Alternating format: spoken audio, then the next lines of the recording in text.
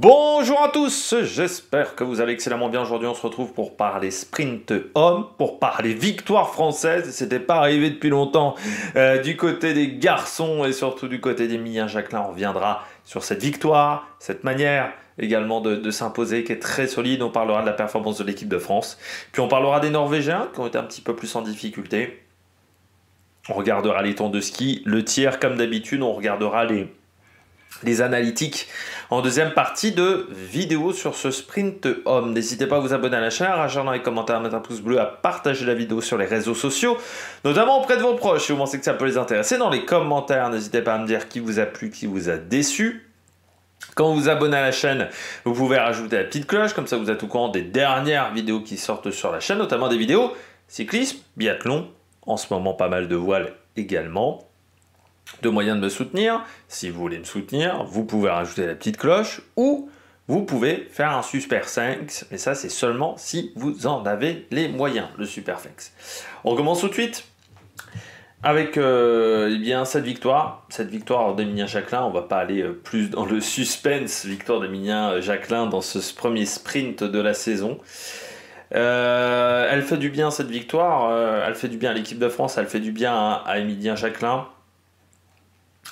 Qui, je trouve, a une approche un peu taille patron depuis le début de saison. Je trouve qu'il a... Avant, il pouvait se satisfaire parfois d'une 10e place, 11e place. Là, tu sens qu'il veut le résultat. C'est pas encore une approche de vainqueur de la Coupe du Monde, mais c'est une approche d'un mec qui peut obtenir des résultats et qui peut être régulier dans sa saison. J'en parle souvent dans le cyclisme, mais on le voit là, bien finir sa saison précédente peut te permettre de repartir très fort l'année d'après. On le voit dans le cyclisme, je dis toujours, c'est toujours bien de finir avec une petite victoire, avec un petit pécule en fin de saison, même si ton année a été pourrave, parce que pour repartir à l'entraînement, ça peut faire du bien. Par exemple, la victoire de Christophe Laporte à Paris-Tours va peut-être lui faire énormément de bien. Et parfois, quand vous finissez un peu sur une mauvaise note, c'est difficile de repartir parce qu'il faut digérer la frustration. Et pour repartir ensuite à l'entraînement, on repart parfois avec un petit peu de moins de niaque, avec un peu d'appréhension. Et là, Emilien Jacquelin, il savait qu'il était rapide en fin d'année dernière et s'est dit bon, je vais tout faire pour faire une bonne préparation, pour être dans le coup d'entrée. Et il a été dans le coup, déjà à Souchan où il était rapide. Bon, l'individuel, c'est le tir qui pêche, mais en termes de temps de ski, c'était tout à fait correct. Il fait des relais intéressants aussi, même si encore une fois au niveau du tir, notamment sur le relais homme, il s'est fait peur, mais il était dans une situation qui n'était pas évidente. Et là, je pense que les 2 jours lui ont fait du bien pour repartir et pour aller chercher cette victoire. Il a été chercher cette victoire avec la manière, déjà un 10 sur 10, ça c'est déjà la première bonne chose, et deuxièmement, un très bon temps de ski aussi. C'est-à-dire que, à part Samuelsson, qui aurait peut-être pu le battre, et encore avec un 10 sur 10 et encore, tous les autres à 10 sur 10 n'étaient pas en capacité d'aller le chercher parce qu'il a réussi à allier les deux, ce qui n'est pas facile dans un sprint parce qu'il faut réussir à allier le calme du tir et la vitesse parce que c'est une course seulement de 10 km, c'est une course encore une fois de 20 minutes, 23 minutes, donc c'est pas si évident que ça. Emilien Jacquelin a bien réussi à allier ces deux éléments.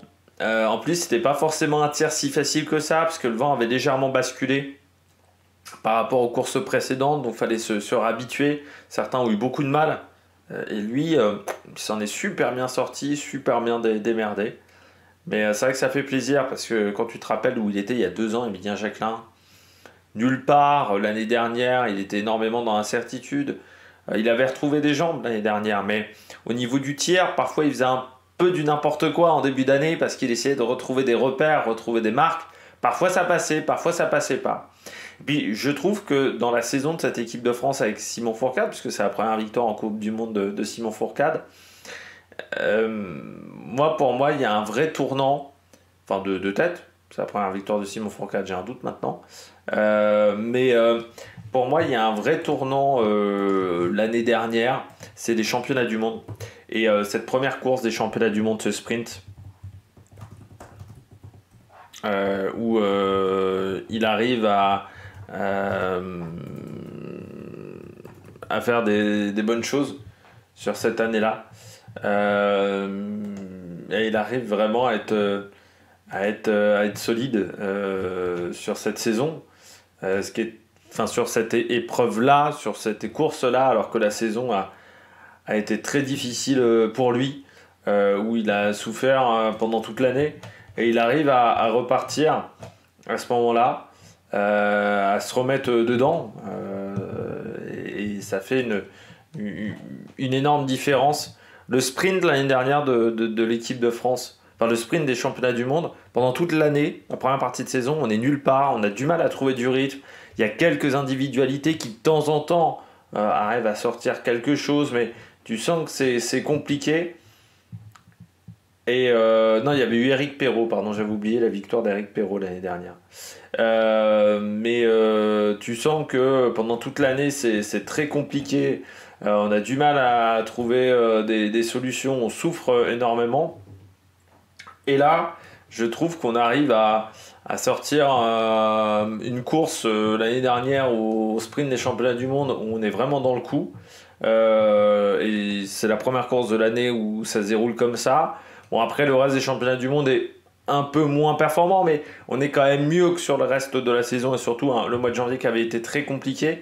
Et derrière, ce mois de mars où ça a été rapide, avec c'est vrai que j'avais oublié la victoire d'Eric Perrault, mais aussi avec un Émilien Jacquelin qui est beaucoup plus dans le coup. Ça change vraiment la donne cette fin de saison et c'est pour ça qu'on repart aussi avec une autre motivation et je pense que ça a conforté Simon Fourcade aussi dans son approche, dans sa manière de faire. Parce que je trouve qu'il était resté très solide et pourtant je pense que du côté de la fédération ça devait faire moyennement plaisir de voir ces résultats là, mais il n'a pas bronché Simon Fourcade et il est resté droit dans ses bottes, on va dire ça comme ça, avec un groupe qui est pas forcément le plus facile à gérer, mais ouais, il faut noter aussi que la méthode Simon Fourcade elle paye aussi au bout d'un moment, parce que quand on voit les temps de ski, quand on voit les résultats, c'est pas mal. Et puis ils ont été un peu piqués au vif aussi l'année dernière par les résultats de l'équipe de France Femmes, par tous ces résultats pendant toute la saison. C'est vrai qu'ils veulent aussi avoir les mêmes résultats, participer à la fête. Et cette victoire d'Emilien Jacquelin a fait du bien, mais c'est vrai que quand on se souvient où il était il y a 2 ans, moi je me disais même il y a 2 ans, je sais pas s'il va continuer, parce que il avait pas envie d'être là, il trouvait pas de solution et la solution n'était pas facile à trouver, je pense. Et il avait une panne de jambe, il avait un tir qui était déficient. C'était terrible, c'était terrible. Et là, de le revoir aux avant-postes gagner une course, sa 4e victoire en carrière, il n'avait pas gagné depuis 3 ans. Non, ça fait du bien. Et puis son approche qui est différente. Et oui, il a fait fermer des bouches.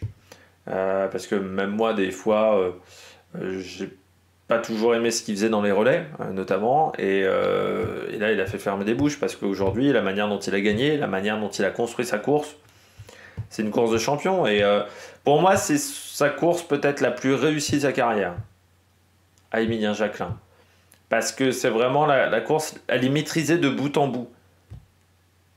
Il n'y a pas de renversement de situation, il n'y a pas un truc où il s'est passé un truc devant lui qui lui a permis de revenir de l'arrière. Non, là il a construit sa course, et il l'a construit correctement, et on sent que cette course-là, il peut la reproduire plusieurs fois dans l'année. Alors qu'avant ses victoires, tu te disais, est-ce qu'il est en capacité de reproduire ça régulièrement? Là, tu sens qu'il est en capacité de faire ça régulièrement. Donc, non, ça fait du bien pour Émilien Jacquelin. Samuelsson, c'est fou Samuelsson, parce que l'individuel, il passe complètement à côté. Et sur le relais mixte, il est très bon. Là encore aujourd'hui, il est très bon. Sur le relais homme, c'était beaucoup moins le cas. Donc son début de saison, c'est un peu les montagnes russes au niveau du tir. Je pense qu'il a travaillé le tir à l'entraînement, qu'il a mis des choses en place, mais que c'est pas encore totalement stabilisé au niveau du tir. On sait ce qui fait peut-être ses difficultés, mais en termes de temps de ski, c'était très bien. Je crois que c'est l'un des rares qui a réussi à rivaliser un peu avec Swerum dans le dernier tour. Donc non, très très très solide Samuelsson. Navrat 3e. C'est dommage pour Campbell White, ça aurait fait un beau podium pour l'Américain. Mais Philippe Navrat a bien fini dans le dernier tour. Enfin, c'est surtout Campbell Wright qui s'est un peu écroulé dans le dernier tour. Il lui en manque un petit peu. Mais Campbell Wright, l'année dernière, il avait très bien fini. Donc s'il commence de cette manière-là, ça veut dire qu'il va être en capacité, lui, de progresser au fur et à mesure de la saison. Je pense qu'il peut finir vraiment avec des très très bons résultats à partir des championnats du monde. Et ça sera un concurrent dont il faudra se méfier parce que pour le moment, au niveau du tir, il y a quand même assez peu d'échecs pour Campbell Wright. Mais le temps de ski n'est pas encore exceptionnel, mais on l'avait vu sur l'individuel, sur les relais, qu'il en manquait encore un petit peu. Hein. Pour Campbell Wright, je pense qu'il n'est pas encore à 100% de sa condition physique. Johannes Beu, il se plombe d'entrée. 2 erreurs d'entrée. Après, le temps de ski est correct pour du Johannes Beu. C'est pas exceptionnel pour du Johannes Beu, mais c'est correct. Oui, le tir, il se plombe d'entrée parce que 8 sur 10, on savait aujourd'hui que ça allait être compliqué. On savait que ça allait être compliqué avec un 8 sur 10. Et c'était peut-être pas l'endroit où il fallait faire un 8 sur 10. Sur d'autres pistes, dans d'autres circonstances de course, ça aurait peut-être fonctionné. Mais là, ça n'a pas marché. Voilà, bon, c'est dommage. Après, l'année dernière, Johannes Beu, sur le début de saison, il était moins régulier que ça. Donc je trouve quand même qu'en termes de course, il y a de la régularité. En termes de rythme, au niveau des skis, il y a de la régularité. Au niveau du tir, il est moins bien réglé qu'il y a 2 ans quand même. Il y a 2 ans ou 3 ans où il avait une efficacité qui était assez dingue. L'année dernière, en fin de saison, en mois de janvier, il a cette efficacité-là au championnat du monde. Là, tu sens que l'année dernière, déjà, il y a des périodes où il n'est pas très bon au tir, où il fait des erreurs. Et là, c'est pas parfait. C'est pas parfait. Et comme le niveau a un peu augmenté, je pense, par rapport à l'année dernière, il va falloir être beaucoup plus intransigeant sur son tir. Et ça va peut-être pas être si facile que ça. Christensen, c'est un résultat qui est tout à fait correct pour Christensen, pour Tarjei-Bø. Là, on est sur des bons tirs. 9 sur 10 chacun. Les temps de ski sont pas non plus ignobles. Mais tu sens que Tarjei-Bø, peut-être que ça vieillit un petit peu aussi. Donc peut-être moins d'efficacité sur les skis. Christensen, c'est pas le plus rapide non plus des Norvégiens sur les skis. Je trouve que la course, elle est correcte de leur part. Voilà, il leur en manquait un peu pour monter sur le podium. Mais pour monter sur le podium, il fallait être quand même à un très très bon niveau aujourd'hui. Donc voilà, c'était pas forcément si facile que ça. Parce que tu vois, Christensen n'aurait pas pu monter sur le podium même avec un 10. Pareil pour Tarjei-Bø, il leur en manquait. Donc c'était pas faisable. Swerum, il fait une course bizarre, Swerum. Il fait un dernier tour canon. Il colle 10 secondes à tout le monde. Notamment à Dalleux, à Johannes Dalleux. Mais son premier tour est peut-être un peu trop prudent. Et puis c'est vrai que 8 sur 10, là aussi, c'est comme Johannes Bø, c'est pas suffisant. Mais la satisfaction pour lui, c'est de finir à seulement 7 secondes de Johannes Bø au niveau du ski. Donc là, ça a été bon de ce côté-là. À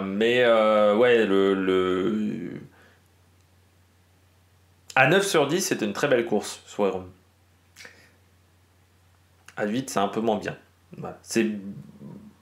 C'est correct. Voilà, c'est correct. On attend peut-être aussi un peu qu'il passe un cap, Swerum. La grid, tu sais très bien que sur là, c'est le sprint pour moi, c'est pas sa spécialité. Alors même s'il a été champion du monde, pour moi, c'est pas sa spécialité sur là.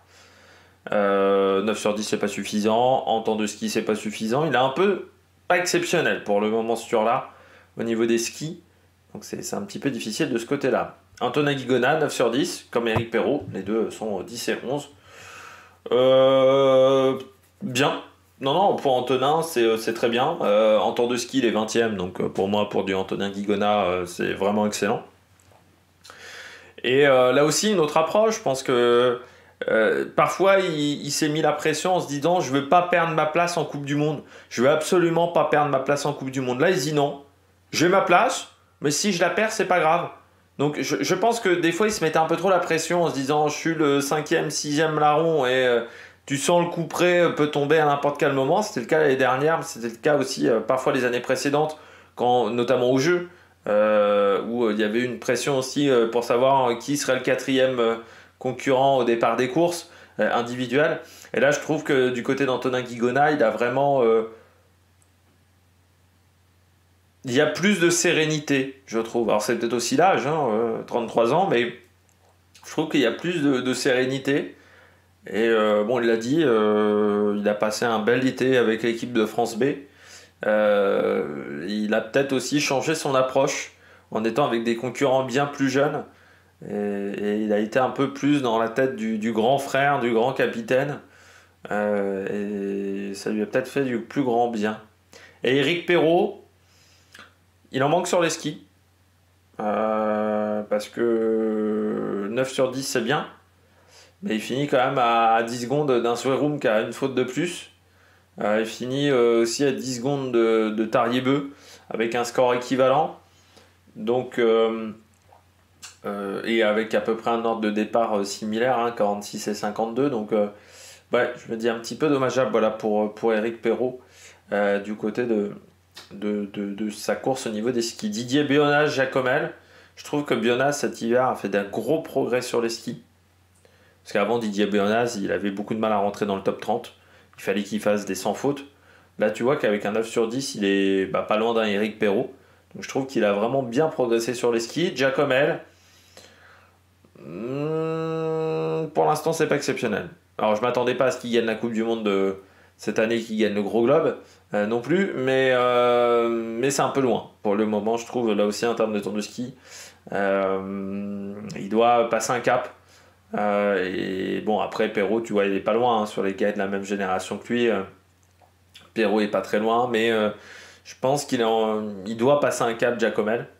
Et c'est vrai que déjà l'année dernière, parfois, il y avait des petits coups de moins bien. Là, on attend que les coups de moins bien soient un peu moins importants. Alors, peut-être après, là, il est peut-être pas du tout en forme et ça va peut-être aller mieux ensuite. Mais je trouve que Didier Bionnas a bien progressé sur les skis et Giacomel, c'est un peu léger aussi en termes de tir. Un 8 sur 10, pour l'instant, il n'arrive pas à faire du sans faute. Manzin, toujours sans faute hein, pour l'Ukrainien. Les deux Ukrainiens avec Dutchenko. Bon voilà, les temps de ski sont pas exceptionnels, mais le temps de tir, très bon. Pour ses concurrents là, Philippe Horn, dommage là aussi, les deux fautes d'entrée, ça lui coûte très cher. Sur le reste de la course, comme Johannes Kuhn, du côté des Allemands, on a vu parfois les Allemands quand même plus performants au tir que ça. Fabien Claude, dommage, le 8 sur 10, parce que tu vois qu'en termes de temps de ski, c'était très bon. Une faute de moins et ça le place dans le top 10, donc, parce qu'on voit que c'est très proche. En temps, les 3 premiers, 4 premiers ont fait un petit écart par rapport aux autres, mais à partir de Johannes Beu, tu vois que avec une minute de moins, comme je disais, il serait 9ème. Hein. Voilà, avec ses 25 secondes de moins, Fabien Claude. Donc ça, voilà, ça coûte cher. Le 8 sur 10 coûte cher. La deuxième pénalité coûte très cher pour Fabien Claude. Donc dommage. Voilà, et puis en fait, sa première pénalité, je trouve qu'il fait une grosse apnée entre le deuxième et le troisième tir, et ça le dérègle. Vous savez que normalement les biathlètes, bon voilà, au tir, ils ont une sorte de, ils font de l'apnée, ils tirent quand ils retiennent leur respiration. Mais l'apnée, je trouve, elle est très longue c'est la deuxième balle, je crois, où l'apnée est très longue. Il réussit la troisième, mais je pense que ça le plante après en termes de rythme sur la quatrième, enfin sur l'enchaînement 3, 4, 5. Et il souffre un peu sur la fin de son tir couché, je trouve, Fabien Claude. Johannes Dalleux, c'est un peu comme Lampic, hein, ça va vite sur les skis, mais c'est pas suffisant sur le tir et ça manque de régularité. Là encore, 2 erreurs sur le debout, ça fait beaucoup, je trouve, depuis le début d'année. Il a raté beaucoup, beaucoup trop de balles là, pour le moment. Johannes Dalleux, Emilien Claude, il en manque un peu sur les skis hein, pour le français, mais 9 sur 10, c'est pas mal au niveau du tir, mais voilà, il faut des performances marquantes pour le staff. 24e place, c'est pas encore suffisamment marquant pour qu'Emilien Claude sécurise un petit peu sa place du côté de la Coupe du Monde. Pontsilioma, les 2 erreurs sur le debout, c'est 2 grosses fautes. Là, il y en a une, la balle part super loin. J'ai vu la balle partir et je me dis, c'est des grosses erreurs de tir. T'as le canon qui bouge, t'as des mouvements au moment d'enclencher le tir. C'est ça depuis 2 ans, quoi, du côté de Ponsiloma, où on sait qu'il est rapide sur les skis, mais il y a trop d'erreurs. Il y a trop d'erreurs au tir. Stalder, Strello pour compléter le top 30, et puis Quentin Fillon-Maillet. Là aussi, un 7 sur 10, c'est pas suffisant. Encore une fois, 2 erreurs sur le coucher. Bon, pour l'instant, il n'a pas réussi à faire un coucher parfait. Enfin, faire que des tirs couchés à 10 sur 10 ou à ou à 5 sur 5 et une erreur sur le debout, ce qui là est un petit peu plus rare pour lui. Crash part un peu loin au niveau des temps de ski, Langer aussi. Puis c'est dommage de faire qu'un 8 sur 10. Bon, Brandt ou 1 sur 10, qui est pareil pour Jasper Nehin. Germain, ouais, 7 sur 10, c'est dommage parce que le temps de ski était pas dégueulasse du tout pour un concurrent de cet âge-là. Pidrushnik avait été très bon sur l'individuel, plus en difficulté là sur cette épreuve du sprint. Et puis Leitner, pas suffisamment rapide sur les skis, il est très loin sur les skis même. Leitner, et les deux qui se plantent pour moi, c'est Zobel et Stromsheim. Stromsheim, 52e temps en ski. Stromsheim, on y reviendra. Vraiment pas dans le coup aujourd'hui. Il a peut-être trop fêté sa victoire la première fois, mais sur l'individuel, déjà, c'est pas sur le temps de ski qu'il est costaud, mais il perd quasiment autant de temps par rapport au premier sur l'individuel en temps de ski que là sur le sprint, sur une épreuve qui est il y a un tiers de moins, donc c'est assez surprenant. Et Zobel, ouais, bah, il se plante sur le debout. Il y a Simon Eder également qui s'est planté sur le debout, qui finit très très loin. C'est pas là, voilà, qui se plante aussi sur le debout. Ils n'ont pas réussi à trouver la solution. Simon Eder, voilà, il se retrouve 90e. C'est rare de voir 4 fautes chez Simon Eder. Hein. C'est pas habituel. Et puis après, je dirais que les concurrents dans la dernière position sont des concurrents avec un peu moins de niveau. En Coupe du Monde. Les temps de ski, Émilien Jacquelin, donc vous voyez les deux premiers tours très bien, un petit peu de mal à finir, hein, parce que sur les deux premiers tours il est en tête et ensuite il perd 20 secondes. Encore une fois, on va pas trop s'atteler sur l'écart parce que Zverum a été extrêmement fort sur le dernier tour, à part Samuelson qui a réussi à le tenir, sinon tous les autres sont loin. Par contre, on regardera la place. Et là, il est 1 sur les deux premiers tours, 9e ensuite, donc ça montre que sur le dernier tour, ça a été compliqué. Par contre, les temps de tir, canon. Surtout son tir debout, hein, comme d'habitude, ce qui lui permet d'avoir le meilleur temps de tir. Et c'est ce qui fait la différence, surtout par rapport à Samuelson, qui lui perd sur cette situation de tir 9 secondes, donc il perd 9 secondes sur les tirs, en plus de faire une erreur. Avec ce 9 sur 10.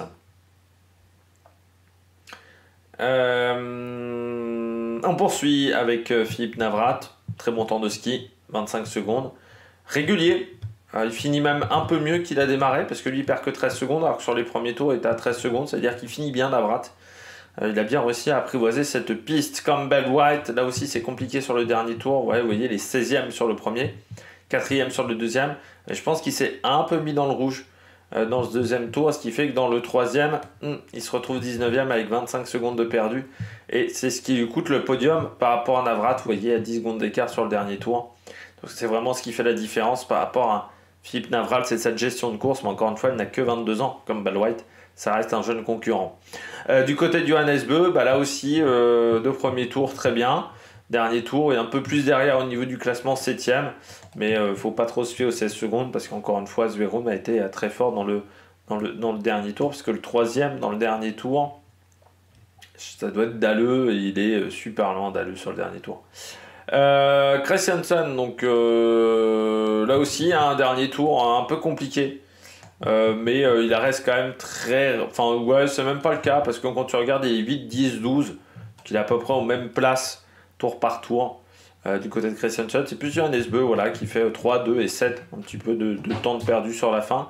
Temps de tir, moi je voulais voir son temps de tir sur le coucher, il prend vraiment son temps. Il fait 2 erreurs, mais en plus il prend vraiment son temps sur le coucher pour sortir les premières balles. Et ça fait énormément la différence. Tarier, ouais, 16ème, c'est pas exceptionnel le temps de ski pour du Tarier-Beu. Mais là encore, 14, 12, 21 sur le dernier tour, donc c'est vraiment le dernier tour qui a fait mal pour Tarier et Zverum. Et Zverum 28, 22, il est parti trop prudemment parce que derrière, il colle quand même 10 secondes par rapport à son premier tour, Zverum, dans le dernier. Il en a peut-être un petit peu trop gardé sous le coude et ça lui a coûté très cher sur la fin. Sur la grid, pas suffisant, 36 pour un Norvégien, ça fait beaucoup. Après, il perd du temps régulièrement, hein. Lui, deuxième, troisième tour, c'est assez similaire en termes de position. Un petit peu mieux sur le premier tour, mais il perd du temps régulièrement. Antonin Guigonard, là aussi, il finit bien, Antonin. Il finit très bien même. Bah, il finit très bien parce que vous voyez, par rapport à Eric Perrault, par exemple, il remet 5 secondes à Eric Perrault dans le dernier tour. Donc vous voyez que ça s'est joué là, au niveau de la gagne entre les deux. Enfin, au niveau de la 10e place entre les deux, c'est sur ce temps de dernier tour. 7-21 contre 7-25-7, donc ça c'est bien. 20e place, pour moi, il est à sa place. Antonin Guigonard, encore une fois, qu'il soit dans le top 20 au niveau des temps de ski, c'est très très bien. Pour lui, Eric Perrault, un petit peu lent, et notamment ce dernier tour, qui n'est pas suffisamment bon. Et puis également, il perd un peu de temps sur le coucher, sur sa mise en place dans le coucher. Vous voyez, il est que 62e en temps de tir. Il met beaucoup de temps à sortir la première balle. Donc voilà, il rentre du pas de tir, je crois qu'il a 6-7 secondes d'avance, il ressort, il n'en a plus que 2. Parce qu'il passe beaucoup de temps à mettre son chargeur et à aller sortir la première balle. Bionaz, vous voyez, hein, je vous parlais des progrès de Bionaz en termes de temps de ski. 22e, et pourtant il s'écroule dans le dernier tour. Là aussi, 10 positions de perdu par rapport au tour précédent, alors que Jacomel a été plus régulier. Mais seulement 17e, voilà, en temps de ski, donc on pensait à une petite progression. Manzin, loin, c'était déjà le cas, comme Doutchenko, qui ne doivent pas avoir les meilleurs phares du monde quand même, il faut le dire les deux. Et puis après, on redescend un petit peu le classement. Fabien Claude, voilà, du côté des Français. Bon temps de ski encore une fois, hein, dans le top 15. Avec un très bon premier tour, mais il a peut-être eu du mal à enchaîner derrière, parce que vous voyez, il fait 4, 15, 23.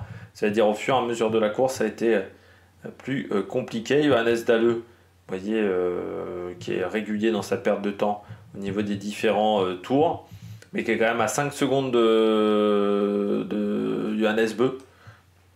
Parfois, on les a vus un petit peu plus proches les deux. Emilien Claude, 27e, je vous disais, il en manque encore un petit peu. Là aussi, peut-être parti un peu vite sur les 2 premiers tours, parce que sur le dernier, il est 15, 24, 46 sur le dernier tour. Donc voilà, un petit peu compliqué. Des temps de tir qui ne sont pas non plus exceptionnels, qui sont dans la moyenne, mais on peut peut-être encore améliorer ça. Finello, 9e temps de ski, ça c'est très bien pour le Suisse. Bon, dommage, voilà le 8 sur 10. Sean Doherty, également l'américain, dans le top 30. C'est pas mal. Et puis Quentin Fillon-Maillet, qui a été régulier sur les 2 premiers tours, un peu plus en difficulté sur le dernier. Là aussi, hein, vous voyez, 11, 7, 17 pour finir, mais encore un très bon temps de ski, 10e. Le tir sur le debout, très rapide. Sur le coucher, un petit peu plus lent. Et les 2 erreurs qui coûtent un peu cher. Et on redescend un petit peu pour voir notre ami Stromsheim avec David Zobel, mais Stromsheim, voilà, trop loin, hein. 52e, 1 minute 37, et ça a été compliqué tout le long, et ça a été de pire en pire. 29, 51, 78 au niveau des positionnements, donc beaucoup trop lent, et c'est dommage pour Zobel parce qu'il finit bien, hein. Il fait une course très régulière en termes de perte de temps, Zobel, mais encore une fois, 4 erreurs sur cette épreuve, c'est beaucoup trop cher. Et il faudrait que je récupère Samuelson. Où il était, Samuelson? Je vais peut-être pas le retrouver facilement. Pontsilioma, pardon, pas Samuelson. Pontsilioma, 7e temps de ski. Vous voyez, là aussi, c'est très régulier dans sa perte de temps et dans ses classements. Donc voilà, dommage.